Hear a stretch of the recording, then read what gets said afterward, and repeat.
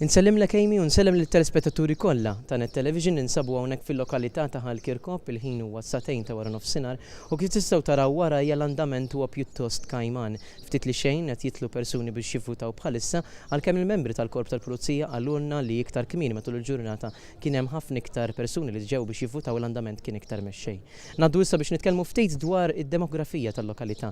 Il-lokalità ta' Ħalkirkop fiha 2000 persuna li jirreġistrata biex tivvota, 97% minnhom ġabru d-dokument tal-vot biex jivvutaw f'din l-elezzjoni tal-Kunsill Lokali. Hija żieda ta' 2% fuq l-aħħar elezzjoni lokali fejn kienu nġabru 95% tad-dokumenti tal-vot.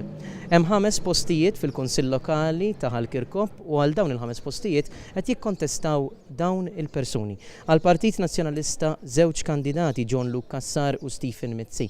Għal Partit Laburista 4 kandidati Terence Agius, Antoinette Cefaj, Leonard Grioli u Joseph Xkembri u fismu bħala kandidati indipendenti qed jikkontestaw ukoll Mario Salerno. Dak kollox għalissa min-naħa tiegħi ngħaddi l-linja lura lill-istudio.